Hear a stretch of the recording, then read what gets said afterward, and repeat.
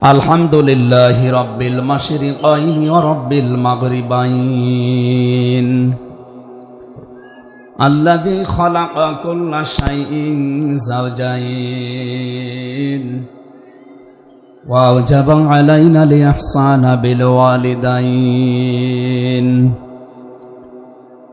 ونشهد أن لا إله إلا الله وحده لا شريك له وأشهد أن محمدًا عبده ورسوله سيد الكونين صلى الله عليه وعلى آله وأصحابه وأتباعه أجمعين ليلا ونهارا في الطرفين. فقد قال الله تعالى في كلامه المجيد وبرهانه التوحيد জবান খুলে পড়েন আউযু বিল্লাহি মিনাশ শাইতানির রাজীম বিসমিল্লাহির রহমানির রহিম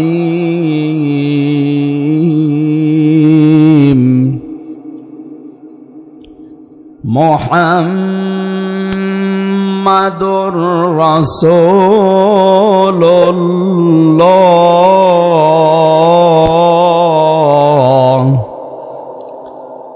والذين معه أشداء على الكفار رحماء بينهم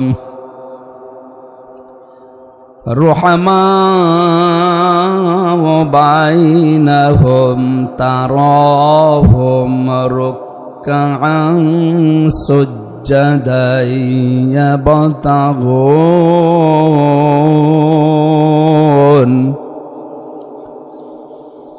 يبتغون فضلا من الله ورضوانا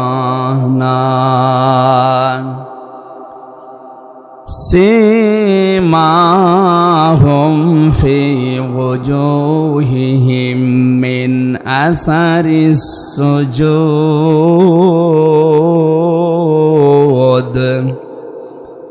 ذلك مثلهم في التوراة ومثلهم في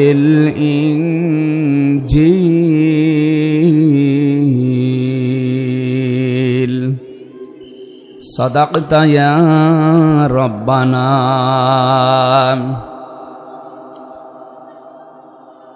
عن أبي هريرة رضي الله تعالى عنه قال قال النبي صلى الله عليه وسلم من أحب لله وأبغض لله وأطاع لله ومنع لله فقد استكمل الإيمان. رواه مسلم. وما زادهم إلا إيمانا وتسليما. اللهم صل على محمد وآله وصحبه وبارك وسلم. اللهم صل على محمد وآله وصحبه وبارك وسلم. اللهم صل على محمد وآله وصحبه وبارك وسلم. আলহামদুলিল্লাহ, বাংলাদেশের ঐতিহ্যবাহী জেলা যশোর আদ্দিন সকিনা মেডিকেল কলেজ প্রাঙ্গণে পোলের হাট যশোর 3 দিন ব্যাপী ঐতিহাসিক তাফসিরুল কোরআন মাহফিলের দ্বিতীয় রজনীর স্বনামধন্য সভাপতি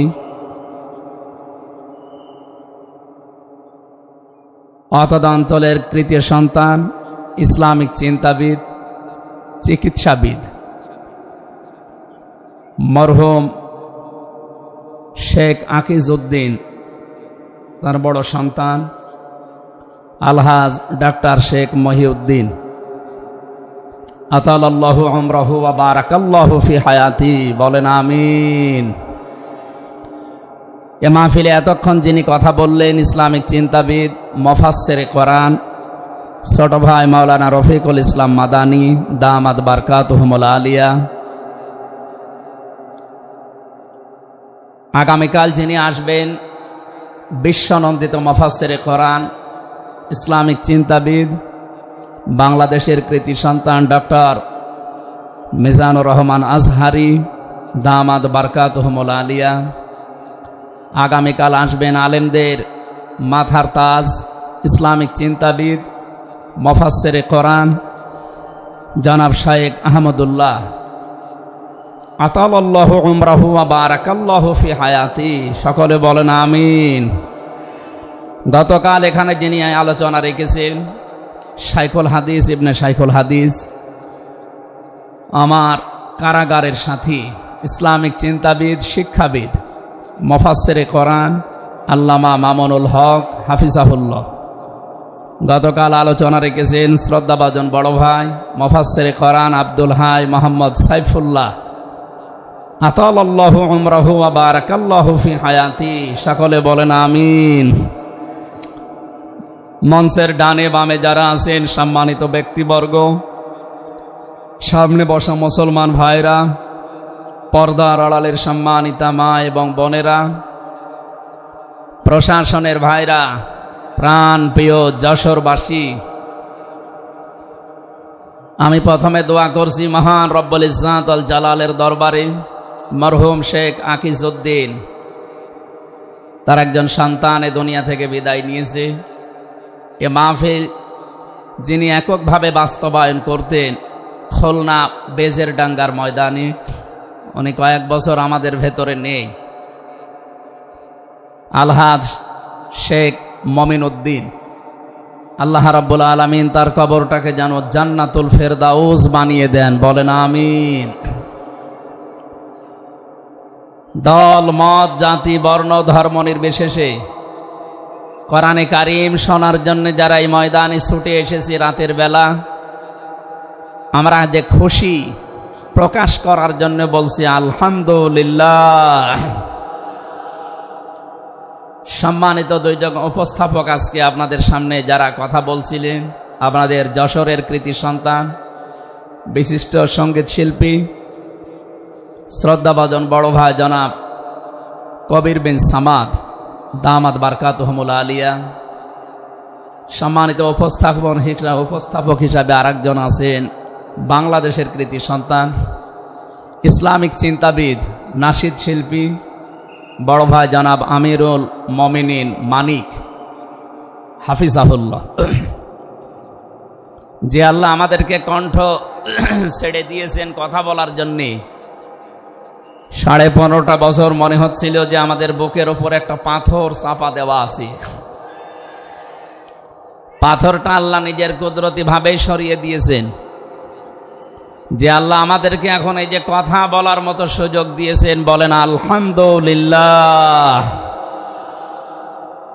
পৃথিবীতে মানুষ যা পেয়েছে সব কিছুর তুলনায় আল্লাহর কাছে কোরআনে কারিম শ্রেষ্ঠ সম্পদ। আজকের এই ময়দানে সম্পর্ক শুধু কোরআনে কারিমের সাথে, নয়তো আমরা এই হাজার লক্ষ মানুষেরা এ রাতের বেলা প্রচণ্ড শীত অপেক্ষা করে আসতাম না। শুধুমাত্র শেখ মহিউদ্দিন সাহেব ডাক দিলে আমরা আসতাম, বিষয়টা এমন না। এখানে সম্পর্ক এই সৌন্দর্যের সাথে কোরআনের। এই জন্য যারা স্বেচ্ছাসেবকের দায়িত্বে আছেন আমি তাদেরকে ওয়েলকাম জানাচ্ছি, ধন্যবাদ জানাচ্ছি। তাদের এই কষ্ট, তাদের এই শ্রম আল্লাহ রাব্বুল আলামিন যেন জান্নাতে যাওয়ার পাতিহ বানিয়ে দেন, বলেন আমিন। কোরআনে কারিমে রব্বুল আলামিন বলেন, কুল বিফাদলিল্লাহি ওয়া বিরহমাতিহি ফাবিযালিকা ফালিয়াফরাহু হুয়া খায়রুম মিম্মা ইয়াজমাউন, বলেন আল্লাহু আকবার। আল্লাহ পাক বলেন, নবী আপনি বলুন, তাম পৃথিবী যা পেয়ে আনন্দে আছে, যা গেইন করে, যা অ্যাচিভ করে, যা অর্জন করে, আমি আল্লাহর কাছে কোরআনে কারিম শ্রেষ্ঠ সম্পদ। সুতরাং কোরআন যারা পেয়েছে তারা যেন আনন্দ করে। আজকে খুলনা বিভাগের মানুষগুলো, খুলনা বিভাগ সহ বাংলার অন্যান্য বিভাগ থেকেও মানুষেরা আজকে এসেছে কোরআনে কারিম সত্যি যারা শোনার জন্যে, বোঝার জন্যে এসেছি। এটা পুরা এখন ইবাদত চলছে। আমরা খুশি দুনিয়ার সব কিছুর তুলনায় আজকে, বলেন আলহামদুলিল্লাহ। প্রাণপ্রিয় শ্রোতা মণ্ডলী, কোরআনের শ্রোতা যারা আমরা এখানে বসে আছি, এর আগে যারা দুনিয়ায় কোরআনে কারিম শুনেছে, কিয়ামত পর্যন্ত যারা শুনবে, কোরআনে কারিম এই শ্রোতাকে 3 ভাগে বিভক্ত করে দিয়েছে। এখানে ওই 3 প্রকার মানুষ আছে, কিয়ামত পর্যন্ত তারা থাকবে। প্রথম নাম্বার, এই কোরআনে কারিম শোনার পরে যারা বাধা দিয়েছিল এই দুনিয়ায়, আল্লাহর কোরআন তাদেরকে ঘোষণা দিয়েছে তারা কাফের। এ বাংলাদেশে আমরা এই 54 বছরে নামধারী মুসলমান, কিন্তু অনেক কাফেরের আচরণ দেখতে পেয়েছি। সূরা হামিম সেজদার 26 নম্বর আয়াতে আল্লাহ তাদের পরিচয় দিয়েছেন, وَقَالَ الَّذِينَ كَفَرُوا لَا تَسْمَعُوا لِهَذَا الْقُرْآنِ وَالْغَوْا فِيهِ لَعَلَّكُمْ تَغْلِبُونَ। আল্লাহ পাক বলেন, কাফেরেরা সিদ্ধান্ত নিয়েছিল সব চলতে দেওয়া যাবে, মুহাম্মদের কোরআনে কারিম এটা চলতে দেওয়া যাবে না। কারণ তারা বুঝেছিল এটা 1500 বছর আগে নাজিল হওয়া। ভালোভাবে আবু জেহেল টের পেয়েছিল, বুঝেছিল এ কোরআনে কারিম মুহাম্মদুর রাসূলুল্লাহ যেটা বোঝাতে চায়, এটা যদি সত্যি জনগণ বুঝতে পারে আর মেনে নেয়, আমি যে অবৈধ চেয়ারে বসে আছি এই চেয়ার থাকবে না। যুগে যুগে যারা কোরআন বাধা দিয়েছে তারা এইটাই টের পেয়েছে। তারা খুব ভালোভাবে জানে কোরআন যারা প্রচার করে, সত্যিই কোরআনের এই কথাগুলো যদি সাধারণ মানুষেরা, জনগণ বুঝে ফেলে, আমরা যে শয়তানি করি, আমরা যে অবৈধভাবে টিকে আছি, এইটা থাকবে না। এই জন্য বাস্তবতা হচ্ছে কোরআন শুনলে বাধা দেবে এরা 1 নম্বরে কাফের। আমরা জানি কাফের মারা গেলে জানাজা হয় না, হয়? বলেন বলেন। কাফেরের জন্য দোয়া করাও জায়েজ নেই। আল্লাহ রাব্বুল আলামিন বলেন, মা কানা লিন-নাবিয়্যি ওয়াল্লাযীনা আমানু আইয়াস্তাগফিরু লিল মুশরিকিন ওয়ালাউ কানু উলি কুরবা মিন বা'দি মা তাবায়্যানা লাহুম আন্নাহুম আসহাবুল জাহিম। সূরা তাওবা 113 নম্বর আয়াতে আল্লাহ জানিয়েছেন, হযরত ইব্রাহিম আলাইহিস সালাম সম্পর্কে যদি আয়াতটা নাযিল হওয়া, তামাম দুনিয়ার মানুষকে উদ্দেশ্য করা আয়াত দিয়ে, হে নবী, কোন নবীর জন্যে, কোন ইমানদারের জন্যে এটা জায়েজ না, শোভনীয় না, উচিত না যে কোন মুশরিক মারা গেলে তার জন্য আল্লাহর কাছে সে ক্ষমা চাবে, ইস্তিগফার করবে। ওয়ালাউ কানু লি কুরবা, আল্লাহ পাক বলেন যদিও এটা নিজের নিকট আত্মীয় হয়, মা তাবায়্যানা লাহুম আন্নাহুম আসহাবুল জাহিম, যার প্রতি এটা প্রমাণ হয়ে গেছে যে লোকটা জাহান্নামে যাবে, যার কাজকর্ম, যার ঈমান আমল আকীদা দেখে টের পাওয়া যায়, এইরকম মানুষের জন্য কোনো ঈমানদার না কোনো নবীর জন্যও দোয়া করা, ইস্তিগফার করা জায়েজ নেই। বলেন নাউযুবিল্লাহ। একজন নবীকে যদি আল্লাহ এই কথা বলতে পারেন, আমি আয়াতের ব্যাখ্যায় পড়েছি, মুহাম্মদুর রাসূলুল্লাহ সাল্লাল্লাহু আলাইহি ওয়াসাল্লামের নিজের আপন চাচা আবু তালিব, এই লোকটা যখন মারা যাচ্ছিল, বিশ্ব নবী নিজে তার কাছে গিয়ে বললেন, ইয়া আম্মি আবি তালিব, লা ইলাহা ইল্লাল্লাহ হাজ্জুল লাকা ইনদাল্লাহি ইয়াউমাল কিয়ামাহ। বুখারী শরীফের হাদিস।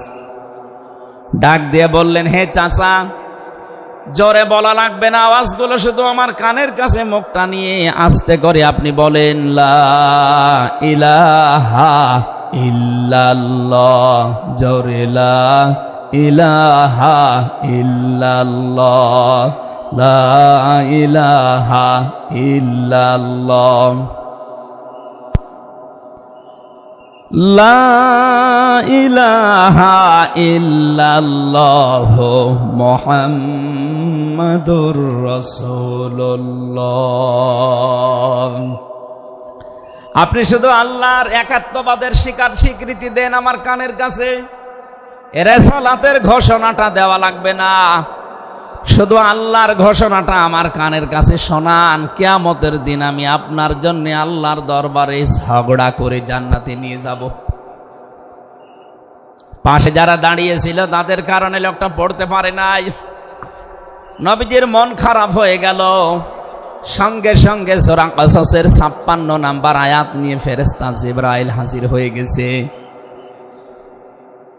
ইন্নাকা লা তাহদি মান আহবাবতা ওয়ালাকিন্নাল্লাহা ইয়াহদি মাইয়াশা ওয়া হুয়া আ'লামু বিল মুহতাদিন। আল্লাহ পাক বলেন, হে নবী, আপনি যাকে ভালোবাসেন, যাকে পছন্দ করেন, যাকে মনে করবেন আপনি হেদায়েত দেবেন না, আপনি পারবেন না। কারণ হেদায়েত আমি আল্লাহ আপনার হাতে দেইনি। হেদায়েত আমি আল্লাহ নিজের হাতে রেখে দিয়েছি। আমি আল্লাহ যাকে ইচ্ছা তাকে এটা দান করি। আর আমি আপনার চাইতে ভালো জানি যে হেদায়েত পাবে কে। জেলখানার ভেতরে ৩টা বছর আল্লামা মামুনুল হক হাফিজাহুল্লাহ, আমরা দুইজন এক জায়গায় ছিলাম। সকালে এবং দুপুরের খাবার আমরা এক জায়গায় খেতাম। মাঝে মাঝে আমারে বলতেন যে, হামজা, বাইরে যদি আল্লাহ নিয়ে যায় কোনোদিন কাফেরের জানাজায় যাব না, পড়াবো না। আমারে বারবার জিজ্ঞাসা করেছি, ভাই আপনি কাফের পান কোথায়? বাংলাদেশে তো সেরকম কাফের আমরা দেখি না। উনি আয়াতটা আমাকে শুনিয়ে বলেছিলেন, কাফের তো তারা যারা আল্লাহর কোরআনে বাধা দেয়। সুতরাং এই দেশে যারা কোরআনে বাধা দেবে, সে ডাইরেক্ট হোক ইনডাইরেক্ট হোক, সূরা হামিম সেজদার ২৬ নম্বর আয়াতের দলিল অনুযায়ী লোকটা কাফের। কাফেরের জানাজা পড়া কিন্তু হারাম। আমার মনে হয় এখন দেশের অবস্থা যা, আমরা যদি এই সিদ্ধান্তে উপনীত হতে পারি যে কাফেরের জানাজা বন্ধ হয়ে যাবে, আগামীতে কোরআনে কারিম বাধা দেওয়ার মতো সাহস অনেকেই করবে না। কোরআনে কারিমের শ্রোতা ১ নম্বরে পেলাম যারা কাফের।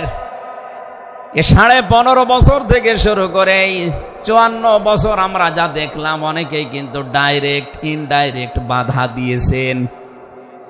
এখনো যদি ওইরকম মানুষ থাকেন এই দেশে, আপনি তাওবা করবেন, আপনি সংশোধিত হয়ে যাবেন। আর যেহেতু এখন সংস্কার চলছে, আপনি নিজেকেও সংস্কার করে নেবেন। কোরআনের শ্রোতা হিসাবে আমরা ২ নম্বরে পেয়েছি তাদের নাম।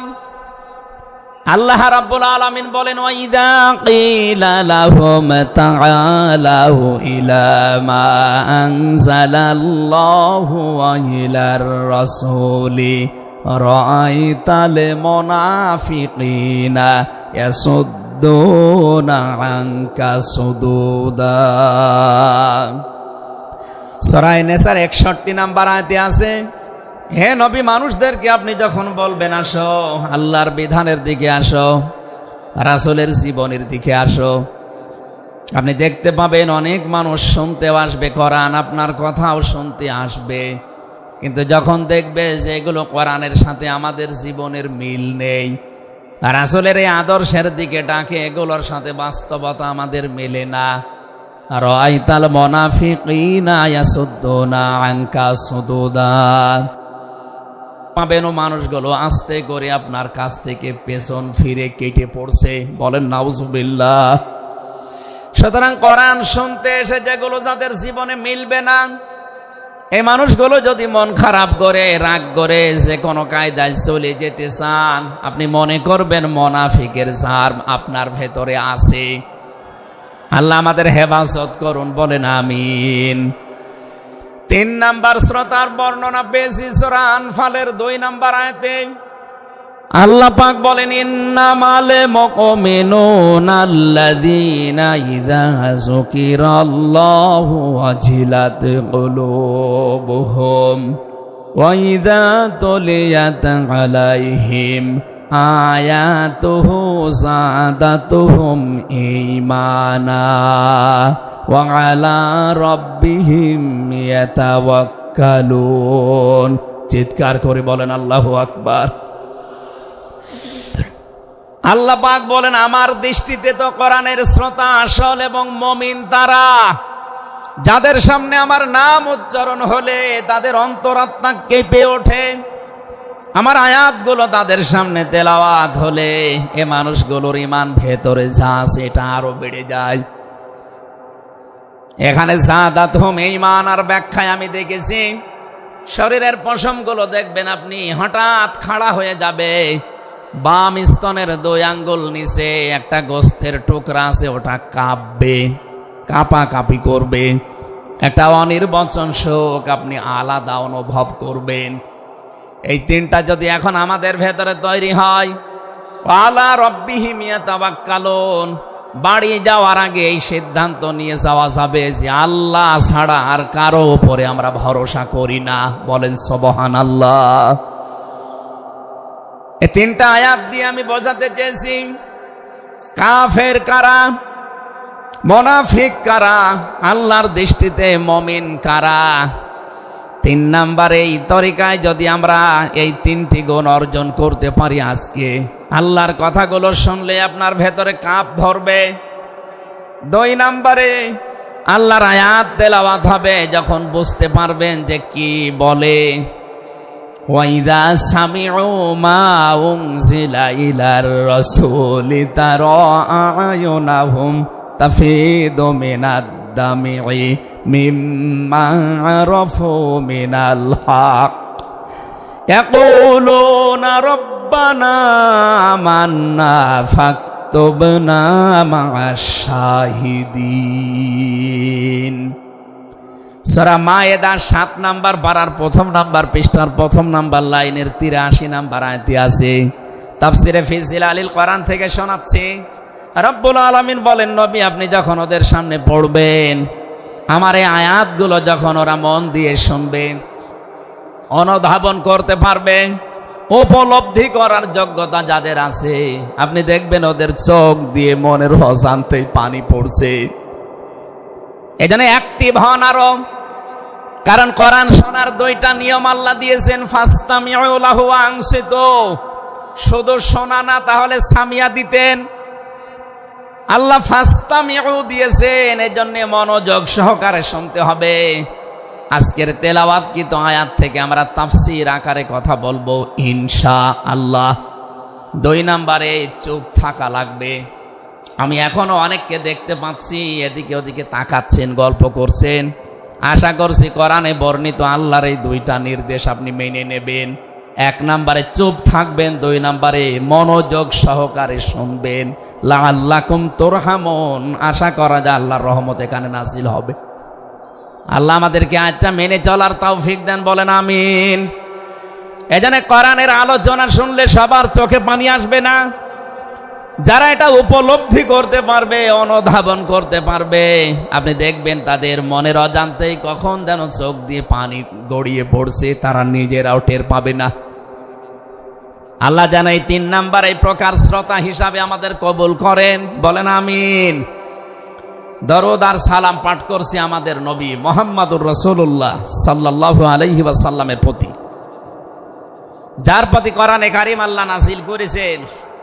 সেই কোরআনকে যদি আপনি জিজ্ঞাসা করেন, হে কোরআন, যার উপরে নাজিল হলে তার সম্পর্কে তোমার ভেতরে কোনো কিছু আছে, কোনো পরিচয়? আল্লাহ রাব্বুল আলামিনের কোরআন আমাদেরকে শোনাচ্ছে, وَإِذْ قَالَ رَبُّ وَإِذْ قَالَ عِيسَى ابْنُ مَرْيَمَ إِنِّي رَسُولُ اللَّهِ إِلَيْكُمْ مُصَدِّقًا لِمَا بَيْنَ يَدَيَّ مِنَ التَّوْرَاةِ। আয়াতের শেষের দিকে আল্লাহ ইসমহু আহমাদ এই শব্দ দিয়ে জানিয়েছেন, হযরত ঈসা আলাইহিস সালাম তিনি জানিয়ে গিয়েছেন এই পৃথিবীতে আমার পরে একজন নবী আসবে যার নাম হবে আহমাদ। আমাদের নবীর পরিচয়টা আল্লাহ কোরআনে কারীম যিনি নাজিল করলেন তার উপরে, তার ভেতরেই তার নামটা আল্লাহ সংরক্ষণ করে দিয়েছেন। প্রশ্ন আসতে পারে, এক একজনের তো বহু নাম আমরা দেখি, হে কোরআন তোমার ভেতরে কি মুহাম্মাদুর রাসূলুল্লাহ সাল্লাল্লাহু আলাইহি ওয়াসাল্লাম এই নাম তোমার ভেতরে আল্লাহ কি তার সম্পর্কে দিয়েছেন নাকি? আমরা যে তেলাওয়াত করেছি সূরা ফাতিহা, এই সূরা থেকে যেহেতু আজকে আলোচনা করব, এই সূরার প্রথম আয়াতে আমার আল্লাহ আমার নবীর নামকে উল্লেখ করে জানিয়েছেন। এটা 29 নম্বর আয়াত, মুহাম্মাদুর রাসূলুল্লাহ। সূরা ফাতিহার 29 নম্বর আয়াতটা আমরা পড়েছি 4 ভাগের 1 ভাগ। এই আয়াত থেকে আমরা আজকের আলোচনার বিষয় সাজিয়েছি। আমার আজকের বিষয়বস্তু, আমরা মুহাম্মাদুর রাসূলুল্লাহর উম্মত হতে চাই। সত্যি যদি আল্লাহর দৃষ্টিতে বিশ্বনবী মুহাম্মাদুর রাসূলুল্লাহর উম্মত আমরা হতে চাই, মাস্ট বি তেলাওয়াতকৃত আয়াতের এই বর্ণিত গুণগুলো আমাদের এখন থেকেই অর্জন আরম্ভ করা লাগবে। আমি সহ যারা এসেছি অবশ্যই আল্লাহ এই গুণগুলো এখন থেকে যেন পালন করার তৌফিক আমাদেরকে দান করেন, আমিন। সূরার নাম সূরা ফাতিহা, ফাতাহ মানে বিজয়। এ সূরার প্রথম আয়াতের ভেতরে এই শব্দটা আছে, এখান থেকে নামকরণ করা হয়েছে। আল্লাহ রাব্বুল আলামিন বলেন, ইন্না ফাতাহনা লাকা ফাতহাম মুবিনা। অবশ্যই হে নবী আমি আপনাকে একটা সুস্পষ্ট বিজয়ের সুসংবাদ দিচ্ছি। এই বিজয়ের ঘটনা তো ঐতিহাসিকভাবে ইবনে কাসিরের ভেতর থেকে আমি শিক্ষার জন্য এবার বলছি। এদিকে খুব অ্যাক্টিভ হয়ে থাকবেন। এই সূরা ফাতিহার 18 নম্বর আয়াত, আমার যতটুকু পড়াশোনা আছে, আমার যতটুকু লেখাপড়ার স্টাডি আছে, এই আয়াতটা এখন বাংলাদেশে সবচাইতে বেশি প্রয়োজন। 18 নম্বর আয়াত, যে যেখানে আছেন, দাঁড়িয়ে আছেন, বসে আছেন, শুয়ে আছেন, কান এবার খাড়া করে দেন। হুদায়বিয়ার সন্ধির যে ঘটনা আমরা শুনেছি এতদিন পর্যন্ত, শুধু শুনেছি অনেকে, কিন্তু এখান থেকে শিক্ষাটা আজ অনেকে নেয়নি। বাংলাদেশের এখন যে অবস্থা, এই শিক্ষা নেওয়ার সময় এখনই। নবীজি 1400 মানুষ নিয়ে এসেছিলেন সাহাবায়ে কেরাম নিয়ে হজ করার জন্যে। হুদায়বিয়া নামক যে জায়গাটা এখন কূপ আছে এখানে, এই জায়গায় নবীজি আশ্রয় নিলে আস্তানা গাড়লেন, তাঁবু গাড়লেন। কাফেরদের পক্ষ থেকে এখানে প্রতিবন্ধকতা সৃষ্টি করা হয়েছে যে না, আপনাদেরকে আমরা আর যেতে দেব না। বিশ্বনবী তাদেরকে প্রস্তাব দিলেন যে আমরা কিচ্ছু নিয়ে আসিনি সাথে করে, শুধু হজ করেই চলে যাব। কাফেরদের পক্ষ থেকে আওয়াজ এলো, না আপনাকে আমরা যেতে দেব না, তবে আমাদের একটা প্রস্তাব আছে, আপনি যদি আগামী বছরে আসেন হজ করে যেতে পারবেন, কিন্তু এবছরে আপনাদেরকে আমরা আল্লাহর ঘর কাবায় যেতে দেব না। কি নিষ্ঠুর আচরণ তাকান! আল্লাহ পাকের নবী আল্লাহর ঘর তাওয়াফ করবে, বাধা দিচ্ছে যারা আল্লাহকে বিশ্বাস করে না তারা। এ বাংলাদেশে 50টা বছর কোরআনে কারীম প্রচার করেছে যারা, কোরআনের পাখি শহীদ আল্লামা দেলাওয়ার হোসাইন সাইদি রহমতুল্লাহ আলাইহি। তার নামে মামলা দেওয়া হয়, কেস দেওয়া হয়, তিনি নাকি ধর্মীয় অনুভূতিতে আঘাত দিয়েছে। আমার তো মনে হয় ১৫০০ বছর আগে নবীজিকে যারা বাধা দিয়েছিল আল্লাহর ঘর কাবায় হজ করতে দেবে না, ১৫০০ বছর পরে যেন তাদের প্রেতাত্মারাই ফিরে এসেছে। আল্লাহর নবী বললেন, ঠিক আছে, ওসমানকে পাঠালাম। হযরত ওসমান ইবনে আফফান রাদিয়াল্লাহু তাআলা আনহু তিনি গেলেন। হযরত ওসমানকে তারা আটক করার পরে ঘোষণা দিয়ে দিল, কতিলা ওসমান ইবনে আফফান, ওসমানকে হত্যা করা হয়েছে। এ সংবাদ যখন নবীজির কাছে এসেছে, যশোরবাসী খুব খেয়াল করেন, এখানে হযরতে ওসমানকে তারা হত্যা করার ঘোষণা দিয়ে মিথ্যা একটা সংবাদ পাঠিয়ে দিয়েছে নবীজির কাছে। নবীজি সাহাবায়ে কেরামকে বললেন, যারা ইহরামের কাপড় পরে এসেছিলে সব এখন খুলে ফেলো। সাহাবায়ে কেরাম বলেন, হে রাসূল, ইহরামের কাপড় খুললে হজ? বলে, হজ আগামী বছর। ও বাংলার মুসলমানেরা, আমি কেন বলছি এই আয়াতটা ২-১ মিনিট পরে আপনি টের পাবেন। দ্বিতীয় নম্বর, নবীজি বললেন, আজকে রমজান মাস, এটা রমজান মাসের এখন আর আধা ঘন্টা ১ ঘন্টার সময় আছে মাত্র ইফতারি করার, এখনই ভেঙে ফেলো, ইফতারি করে ফেলো। দরকার আগামীতে রোজা আবার রমজানের সিয়াম আবার করে দেওয়া যাবে। যে দুইটা সিদ্ধান্ত নিলেন, দুইটাই ফরজ, একটা রোজা, একটা হজ। নবীজি কিন্তু জানতেন ইহরামের কাপড় খুলে ফেললে হজ ভেঙে যাবে, আর একটু পরেই তো ইফতারি করলে রোজাটা হয়ে যায়। বিশ্ব নবী বলেন না, এক্ষুনি রোজা ভেঙে ফেলো। আবার বলছে, কান খাড়া করেন, আমি কিন্তু ২ মিনিটের ভেতরে জায়গায় যাব। এত বড় দুইটা বড় বড় ফরজ বিধান নবীজি লঙ্ঘন করছেন, কারণটা কি? কারণ একটাই, ওরা একজন নিরপরাধ মানুষকে আটক করে হত্যার ঘোষণা দিয়েছে। আপনি বাংলাদেশকে ১৫.৫ বছরের সাথে ওই ঘটনাটা মিলান। একটা নিরপরাধ মানুষ, মাত্র একজন, তাকে আটক করে হত্যার ঘোষণা দেওয়ার কারণে যদি নবী মুহাম্মদুর রাসূলুল্লাহ হজ ছেড়ে দিতে পারেন, রোজা ছেড়ে দিতে পারেন, তিনি ওই বাবলা গাছের নিচে হাত দিলেন। সাহাবায়ে কেরামকে বললেন, আমার হাতের উপরে সবাই হাত লাগাও, আমি আজকে তোমাদেরকে বায়াত গ্রহণ করাবো, শপথ নেব তোমাদের কাছে। ১৩৯৯ জন নবীর সাথে আছে, আর হযরত ওসমানকে যেহেতু তারা আটক করেছে, এই ১৩৯৯ জন সবাই নবীজির হাতের উপরে একটার পরে হাত দিতে আছে। বিশ্ব নবী ডাক দিয়ে বলেন, সাহাবীরা, জিবরাইল এই মাত্র সূরা ফাতিহা এই সূরার ১৮ নম্বর আয়াতটা আমাকে তেলাওয়াত করে শুনিয়ে গেল। জিবরাইল এসেছিল, তোমরা কেউ দেখতে পাওনি।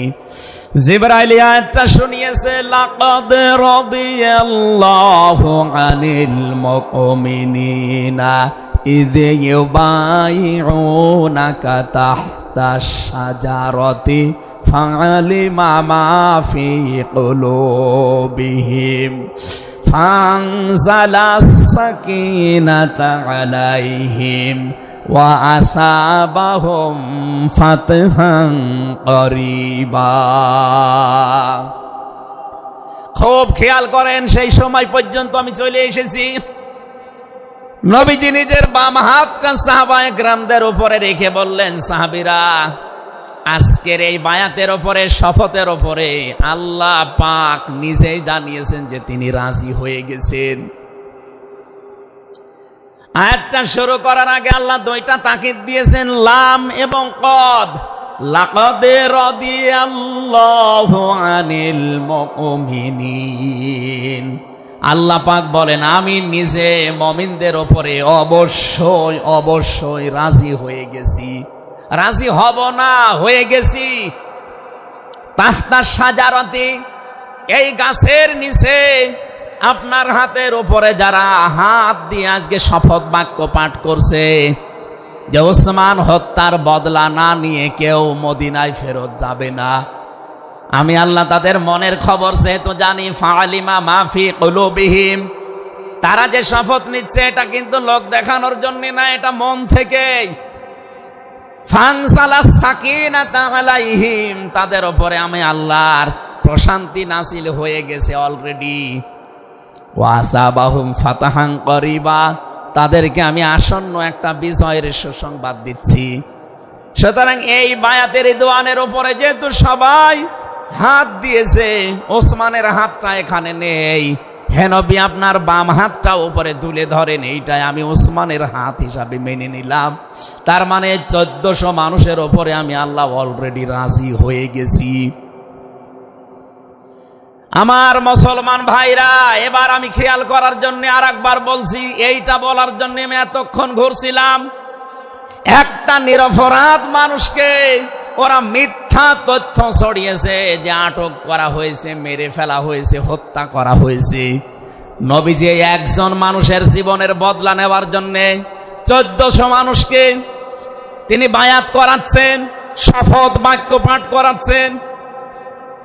একটু খেয়াল করেন তো, একজন মানুষের জীবনের জন্য জীবন দিতে প্রস্তুত 1399 জন, আর নবী সহ। এমন বাক্য তিনি পাঠ করিয়েছেন, এমন শপথ নিয়েছেন যে আল্লাহ অলরেডি রাজি হয়ে আয়াত নাজিল করছেন। নবীজি বললেন ওরা ওসমানকে হত্যা করেছে, ওসমান একজন নিরপরাধ মানুষ। একটা নিরপরাধ মানুষকে বিনা কারণে আটক করে হত্যা করেছে, ওদের কোনো ক্ষমা নেই। আমরা আজকে এই 1400 মানুষ শপথ নিলাম, ওদেরকে হত্যার প্রতিশোধ না নিয়ে আমরা কোনোদিন আর মক্কা মদিনায় ফেরত যাব না।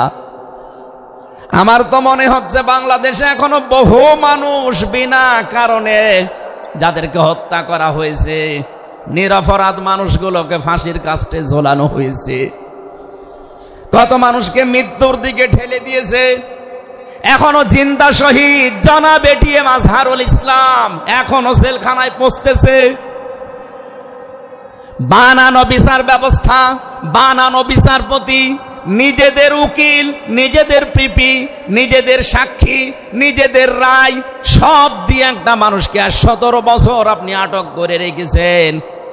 আমার তো মনে হয় এখন সময়ের দাবি, সূরা ফাতিহা থেকে যেহেতু তাফসীর শুনছেন, আজ এই বাংলার 18 কোটি জনগণের উপরে যদি আল্লাহ পাক খুশি হতে চান, এই নিরপরাধ মানুষগুলোকে জেলখানা থেকে মুক্ত করা লাগবে।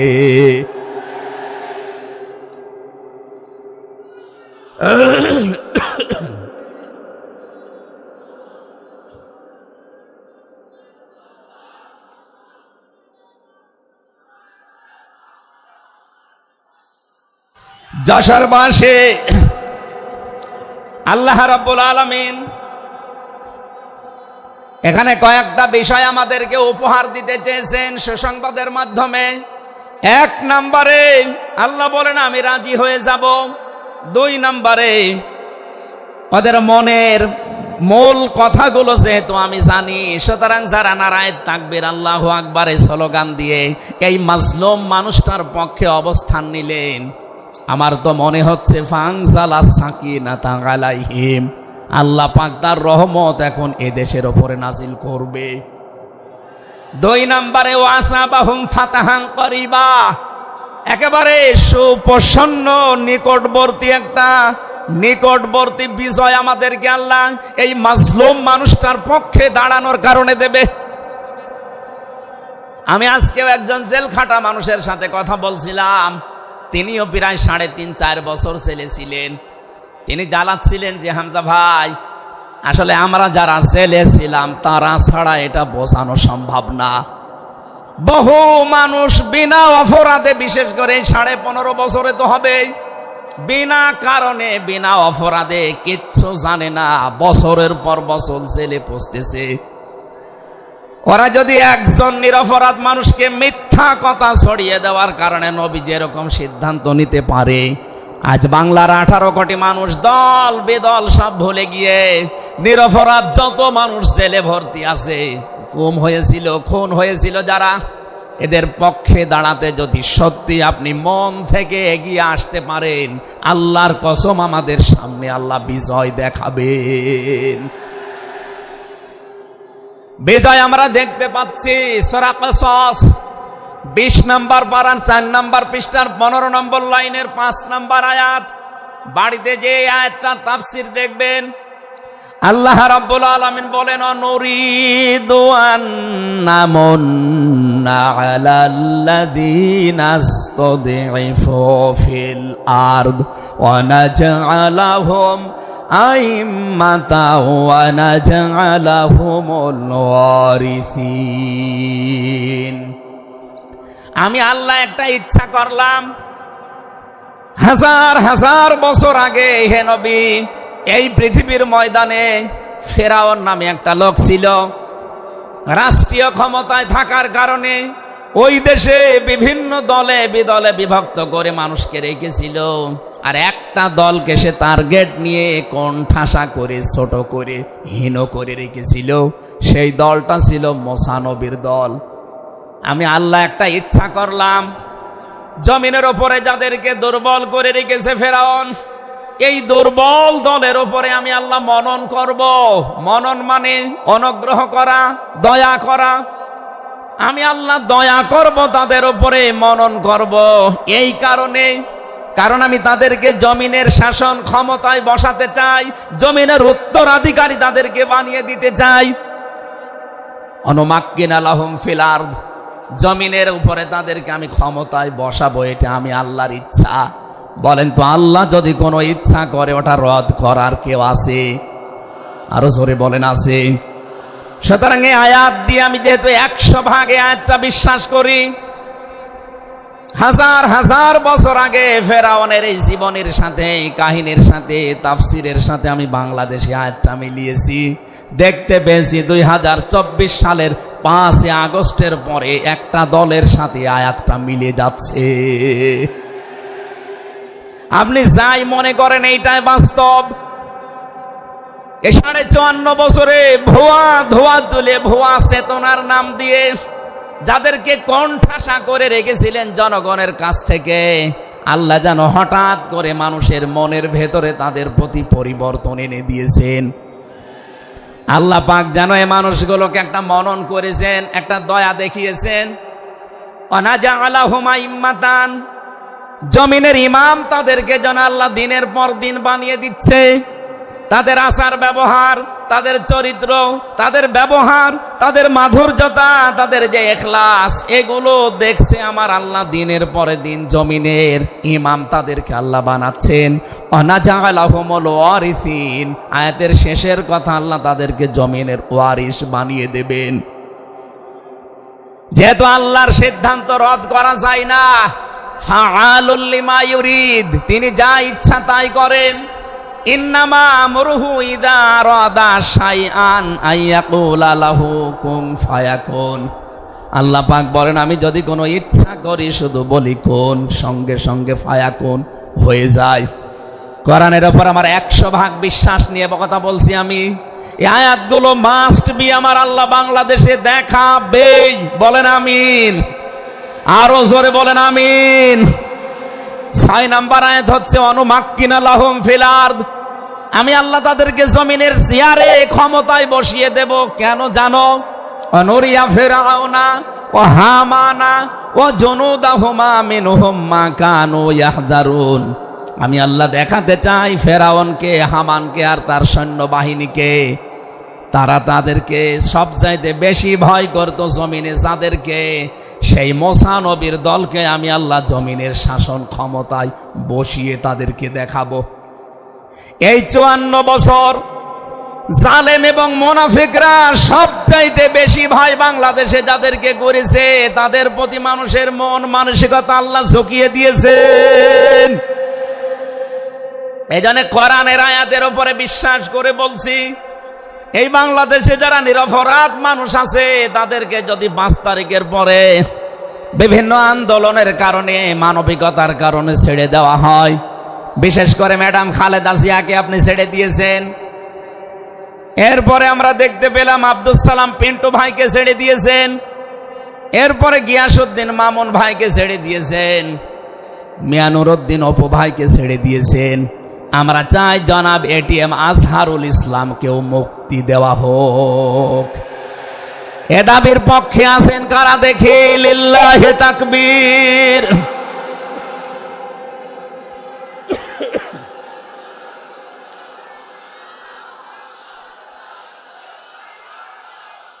আলহামদুলিল্লাহ। ভাই, আমি আয়াতটা পড়লাম এই জন্যে, ১৫০০ বছর আগে একটা নিরপরাধ মানুষের পক্ষে দাঁড়ানোর কারণে যদি আল্লাহ এতগুলো সুসংবাদ দিতে পারে, সাকিনা নাজিল করা, সুপ্রসন্ন একেবারে নিকটবর্তী বিজয় দেওয়া, আমরা যদি আজ নিরপরাধ মানুষগুলো যারা আজ জুলুমের শিকার হয়ে 15.5 বছর 17 বছর মানবেতর জীবন যাপন করছে, আমি তো 3 বছর তার ভুক্তভোগী।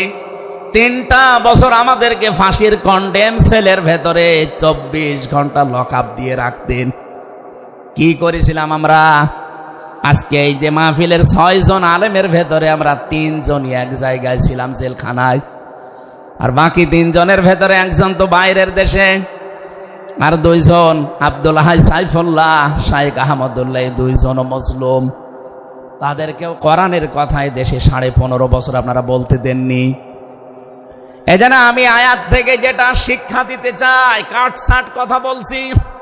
বাংলাদেশে যদি আল্লাহর সাকিনা, প্রশান্তি মনে এবং বাইরে আপনি দেখতে চান, সুপ্রসন্ন বিজয় যদি দেখতে চান, অবশ্যই আপনাকে নিরপরাধ যারা এখনো পর্যন্ত বিভিন্ন জায়গায় মাজলুম হয়ে আছে তাদের পক্ষ নেওয়া লাগবে। এই কথা বলুন। আল্লাহ আজকে আমাদের জীবনে 100% মেনে চলার তৌফিক দেন, বলেন আমিন। এই সূরা ফাতিহা থেকেই আমরা পড়েছি 29 নম্বর আয়াত। আমাদের আলোচনার বিষয় মুহাম্মদুর রাসূলুল্লাহর উম্মত কারা। রব্বুল আলামিন বলেন মুহাম্মদুর রাসূলুল্লাহ, মুহাম্মদ সাল্লাল্লাহু আলাইহি সাল্লাম আল্লাহর রাসূল। হে নবী, দুনিয়ার কেউ যদি আপনার রেসালাত স্বীকার না করে, কেউ যদি সাক্ষী না দেয়, আমি আল্লাহ নিজে সাক্ষী দিয়ে দিলাম আপনি আমার রাসূল। সুতরাং এই বাংলার জমিনে কেউ যদি নবীর আদর্শ না মানে, বিশ্ব নবীর কোনো ক্ষতি হবে না, আল্লাহরও কোনো লস নেই, যত ক্ষতি আমাদের। কথা বলেন না কেন? কোরআনের চোখ লাগিয়ে দেখতে পাচ্ছি এদেশে হাজারো মানুষ জাহান্নামে দৌড়াচ্ছে, কারণ নবী মুহাম্মদুর রাসূলুল্লাহ বাদ দিয়ে পৃথিবীতে যদি অন্য কাউকে কিয়ামত পর্যন্ত কেউ আদর্শ মেনে চলে, কোরআনের কসম দিয়ে বলছি মাস্ট বি লোকটা জাহান্নামী। এজন্য এরকম আচরণে যারা আছেন, বুঝে হোক না বুঝে হোক, আল্লাহ রাব্বুল আলামিনের পরিচয় দেওয়ার আগে আমার আল্লাহ রাসূলের পরিচয় আমাদের কাছে দিয়েছেন। রাব্বুল আলামিন বলেন কুল হুয়াল্লাহু আহাদ আল্লাহুস সামাদ লাম ইয়ালিদ ওয়া লাম ইউলাদ ওয়া লাম ইয়াকুল লাহু কুফুয়ান আহাদ। এখানে আল্লাহর একাত্মবাদের শিক্ষা দেওয়া হচ্ছে। আল্লাহ পাক বলেন হে নবী আপনি বলুন, অথচ শোনানো হচ্ছে যার কথা, তার কথা তো আগে বলার দরকার ছিল। এখানে আগে রেসালাতের ঘোষণাটা দেওয়া হয়েছে, কুল হে নবী আপনি বলুন। ও বাংলার মুসলমানেরা, ফেরাউনের জীবনী পড়ে আমি দেখেছি সে কিন্তু আল্লাহর একাত্মবাদের ঘোষণা দিয়েছিল, কিন্তু রেসালাতের ঘোষণা দেয়নি, এজন্য লোকটা ঈমান পায়নি। বাংলাদেশে বহু মানুষকে আমরা দেখতে পাচ্ছি আল্লাহর কথা বললেও বলেন আমরা কি নামাজ পড়ি না, রোজা রাখি না, আমি কি হজ করি না, দান সাদকা করি না, এগুলো সব আল্লাহর বিধান। এগুলোর পাশাপাশি আল্লাহর প্রেরিত পুরুষ যিনি আমাদের এই জামানায়, আল্লাহর প্রেরিত পুরুষ যিনি কিয়ামত পর্যন্ত, তার নাম মুহাম্মাদুর রাসূলুল্লাহ। জ্ঞানী মানুষ যারা বসে আছেন এক কথায় তারা বুঝবেন আমি জানি। আজ বিশ্ব নবীর আদর্শ বাদ দিয়ে আপনি কার আদর্শ মানেন আপনার বিবেকের কাছে প্রশ্ন করেন। এটা রাজনীতি মনে করে কেউ যদি চলে যান আপনার কপালে আগুন লাগবে। আপনারও মরণ হবে ফেরাউনের মতো। ও আল্লাহকে মেনেছিল কিন্তু রেসালাত মানে নাই। এদেশে আজ অনেকেই আল্লাহর কথা বললে নামাজ পড়ে, রোজা রাখে, হজ করে আসে, দান সাদকা করে। আরে ভাই, এগুলো সবই আল্লাহর বিধান। আপনি আল্লাহকে মানেন, কিন্তু তার প্রেরিত পুরুষ এই জামানায় যিনি কিয়ামত পর্যন্ত, তার নাম মুহাম্মাদুর। আবার জোরে বলেন মুহাম্মাদুর রাসূলুল্লাহ। এতক্ষণ পর্যন্ত যা বললাম আমি আশা করছি আপনি বুঝেছেন। বিশ্ব নবী বাদ দিয়ে অন্য কারো আদর্শ এ জমিনে মানা যাবে না। মানলে আপনি বুঝে মানেন, আর না বুঝে মানেন আপনি জাহান্নামী। এখন যদি মুসা আলাইহিস সালাম আসে দুনিয়ায়, যদি ঈসা নবী এখন আসে, আর আমরা কেউ যদি আল্লাহর নবী মুহাম্মদুর রাসূলুল্লাহকে বাদ দিয়ে ঈসা নবী, মুসা নবীকেও মেনে চলি, নিছক আপনি জাহান্নামী। এটা রেকর্ড হচ্ছে, সারা দুনিয়ায় যাবে। সূরা আলে ইমরানের ৮০ নম্বর আয়াত। অন্য ধর্মে যারা আছেন, ইহুদি, খ্রিস্টান, আহলে কিতাব যারা দাবি করেন, এমনকি এই মুশরিকদের ভেতরেও যারা, বৌদ্ধদের ভেতরে যারা অমুসলিম, তাদেরকে বলছি আপনারা ভুল পথে আছেন। আপনারা যাদেরকে নবী নাম বলে চলেন, যিশু বলেন, ঈসা আলাইহিস সালামকে, মুসা আলাইহিস সালামকে আপনারা যোসেফ বলে ডাকেন। আপনাদের ওই সমস্ত নবীগুলো তাওরাতে, ইনজিলে অলরেডি ঘোষণা দিয়েই গেছে যে আমাদের পরে একজন শেষ নবী আসবে, তার নাম মুহাম্মাদুর রাসূলুল্লাহ বা আহমদ। তাকে যদি তোমরা জীবদ্দশায় পেয়ে যাও, পৃথিবীর সব কিছু ছেড়ে দিয়ে তার আদর্শটা গ্রহণ করবা, নয়তো পথভ্রান্ত হয়ে, পথভ্রষ্ট হয়ে জাহান্নামে যাওয়া লাগবে। যাকে মেনে চলার দাবি করেন সেই যিশু, সেই যোসেফ, হযরতে ঈসা নবী, হযরতে মুসা নবী, তারাই যেহেতু ঘোষণা তাওরাতে, ইনজিলে দিয়ে দিয়েছে, হয়তো আপনাদের পুরোহিত যারা, ধর্মগুরু যারা, ঠাকুর যারা আপনাদেরকে শোনায় না। এই সত্য বিধান আপনি ইনজিলে পড়েন। আমার শেষের শব্দ ছিল ফিত তাওরাতি ওয়াল ইনজিল। এই দুইটা কিতাব আপনারা পড়ে দেখবেন, এখানে আমাদের নবী, শেষ নবীর বর্ণনা আছে ৯০৩ জায়গায়। বলেন আল্লাহু আকবার। আল্লাহ পাক প্রথম শব্দে জানাতে চেয়েছেন, হে নবী, কেউ যদি আপনাকে স্বীকার না করে, কেউ না মানে, আমি আল্লাহ নিজে ঘোষণা দিলাম, ওয়াল্লাযীনা মাআহু আশিদ্দাউ আলাল কুফফার। আপনার সঙ্গে সাথে যারা হবে, আপনার সাথে যারা থাকবে, আপনার উম্মত বলে যারা কিয়ামত পর্যন্ত দাবি করবে, তাদের ভেতরে এই গুণগুলো মাস্ট বি পাওয়া যাবে। যশোরবাসী, এবার আপনাদের জন্য আপনি মিলান তো এই আয়াতটা নিজের জীবনে আছে কিনা। ওয়াল্লাযীনা, আর যারা, মাআহু, আপনার সঙ্গে থাকবে, আশিদ্দাউ আলাল কুফফার, তারা কাফেরদের প্রতি বজ্রকণ্ঠ হবে। কালকে মাওলানা মামুনুল হক, আমি ছিলাম কালকে চট্টগ্রামের ফেনীতে, একটু লাইভ দেখেছি। উনি কিন্তু শেষের দিকে এটা জানিয়েছেন, ওঠো, বজ্রমুঠি করো, ঘোষণা দাও। এ কথা বলেনি? এই কথা বলেন না কেন? ওনার এইটাই সামারাইজ, আশিদ্দাউ আলাল কুফফার, কাফেরদের প্রতি কঠোর হওয়া লাগবে। সেই সময় এখন অলরেডি চলছে। প্রতিবেশী নামে আমাদের যারা আছে, যেহেতু প্রতিবেশী পাল্টানো যায় না, এজন্য আমরা বেশি কিছু বলছি না। আমরা আশা করব যে প্রতিবেশীর চরিত্র পাল্টাবে। নবীজি প্রতিবেশী সম্পর্কে এত বেশি কথা জানিয়েছেন, মাঝে মাঝে বলতেন, জিবরাইল, প্রতিবেশী সম্পর্কে যত কথা তুমি বলো, মনে হয় যে আমার জমি জায়গার ভাগও দেওয়া লাগবে।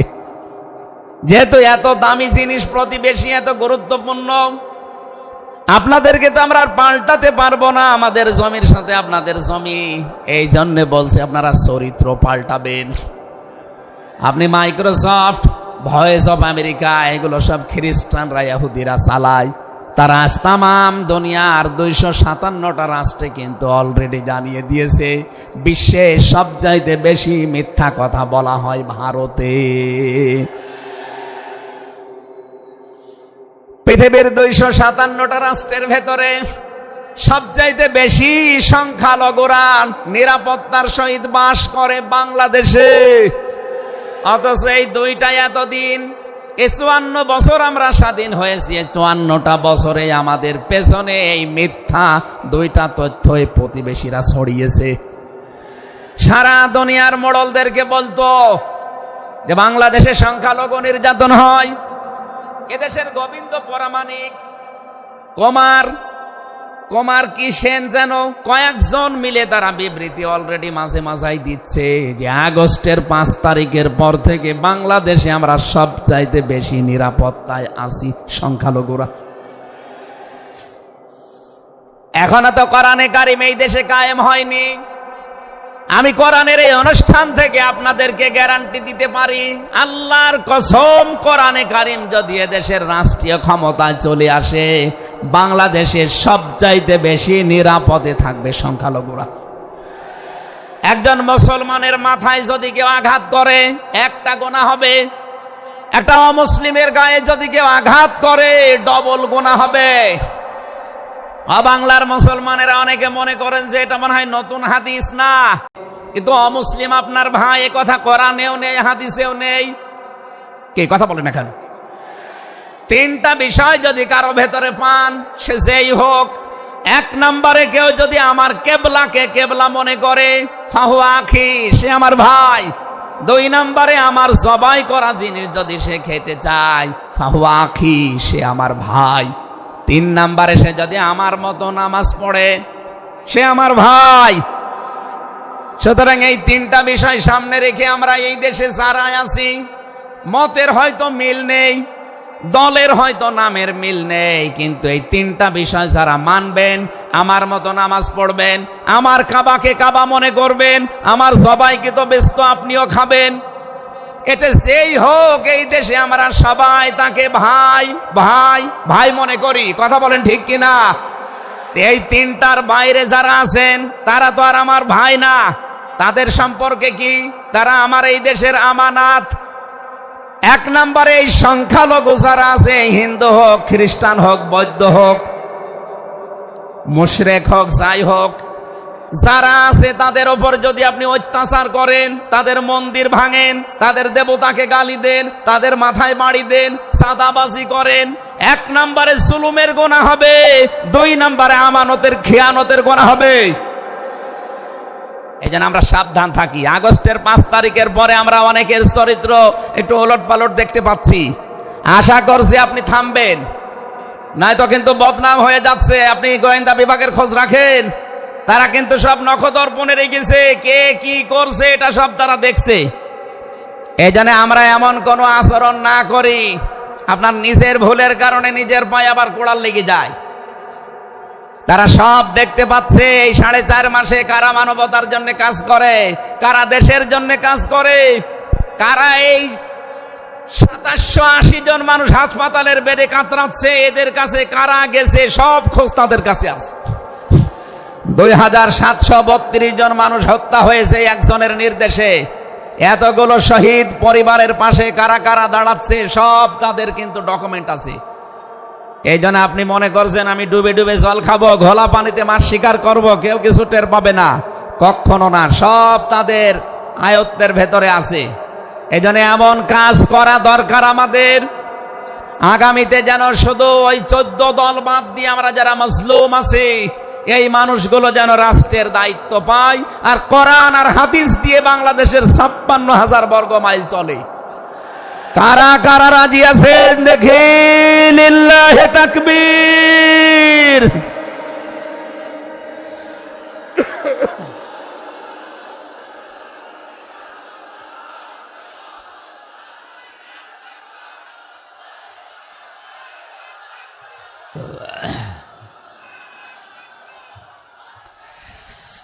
আমার ভাইরা, এবার আমি মূল কথায় যাচ্ছি। মুহাম্মদ রাসূলুল্লাহর উম্মত হতে হলে আমাদেরকে বজ্রমুষ্টি হওয়া লাগবে, ঐক্যবদ্ধ হওয়া লাগবে। যারা নবীর উম্মত, কাফের যারা, তাদের বিরুদ্ধে। আমি কাফেরের পরিচয় সে প্রথমে দিয়েছি। যে মানুষগুলো কোরআনে কারিমে বাধা দেয়, কোরআনের শিক্ষায়, কোরআনের প্রচারে, কোরআনের প্রসারে, কোরআন কায়েমে যারা এই বাংলাদেশে বাধা দেবে তার নাম আব্দুল আলিম হতে পারে কে কাফের। এদের বিরুদ্ধে কঠোর হওয়া লাগবে আপনাকে। আমি আবার বোঝার জন্য বলছি, নাম হয়তো আপনার আল্লাহর নাম আপনি নিয়েছেন আব্দুল আলিম, আব্দুল খালেক, কিন্তু আপনার কাজ যদি কোরআন প্রচারে বাধা দেওয়া হয়, ডাইরেক্ট ইনডাইরেক্ট, অবশ্যই আপনি বুঝতে পেরেছেন আমি কি বলছি। আপনি কিন্তু আর সাধারণ মানুষ নেই, আপনি মুনাফিকও নেই, আপনি মুসলমানও নেই, আপনি কাফের হয়ে গেছেন। আল্লাহ আমাদের হেফাজত করুন, বলেন আমিন। কাফেরদের যত অনুষ্ঠান আছে সেখানেও কড়াকড়ি করা লাগবে আপনাকে। কে বলেছে ধর্ম যার যার উৎসব সবার? এটা কুফরি কথা। ধর্ম যার যার উৎসব তার তার। এই কথা বলেন, মান তাশাব্বাহা বিকওমিন ফাহুয়া মিনহুম। যার সাথে যার সাদৃশ্য মিলবে সে আচার ব্যবহারে, ধর্মীয় রীতিনীতিতে কিয়ামতের দিন তার সাথে থাকা লাগবে। কোনদিন আজ পর্যন্ত আপনি পিটিয়েও কোন হিন্দু ভাইকে গরু জবাই করেন যখন কোরবানি দেওয়ার জন্য, তাকে পাবেন। তারা জানে যে এটা আমাদের ধর্মীয় অনুষ্ঠান না, এই জন্য তারা আসে না, ঠিক করে তারা আসে না। আপনি কোন কারণে সেখানে যাবেন? রোহামা ও বাইনাহুম। দ্বিতীয় নম্বরে আমরা পেয়েছি নিজেদের ভেতরে মহব্বত, ভালোবাসা, সম্প্রীতি, মায়া, মমতা, এটা নিজেদের ভেতরে বাড়ানো লাগবে। আপনি নবীর উম্মত হতে চান, অথচ এটা নিজেদের ভেতরে আরো দূরত্ব তৈরি করেন না। এটা নিজেদের ভেতরে আরো স্যাক্রিফাইস করে হোক, ডাকাডাকি করে হোক, নিজেদের ভেতরে এটা তৈরি করা লাগবে আরো বেশি। তারাহুম রুক্কান সুজ্জাদা। হে নবী, আপনার উম্মত যারা, আপনার সাথে যারা আছে, তাদেরকে দেখতে পাবেন আল্লাহর সন্তুষ্টি এবং অনুগ্রহ তালাশ করার জন্যে। তারা রুকু এবং সেজদাকারী অবস্থায় তাদের দেখতে পাবেন। নবীর উম্মত যারা এসেছেন, অন্য ধর্মের লোকদেরকে বাদ দিলাম, বিশ্ব নবীর উম্মত যারা এখানে বসে আছেন, আমাদের উচিত হবে যতদিন আজরাইল না আসে ফরজ নামাজ আমরা কোনোদিন ছেড়ে দেব না।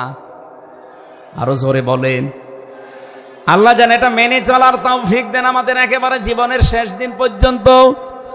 2 নম্বরে, ফরজ নামাজের সময়টুকু যেভাবেই হোক বের করে আপনি আদায় করেন। সুন্নত নফল ওইগুলো যদি পড়তে না পারেন পরবর্তীতে পড়বেন, কিন্তু ফরজ নামাজ কেউ ছেড়ে দিয়ে সে আল্লাহর আয়ত্ত থেকে বের হয়ে যায়। বলেন নাউজুবিল্লাহ।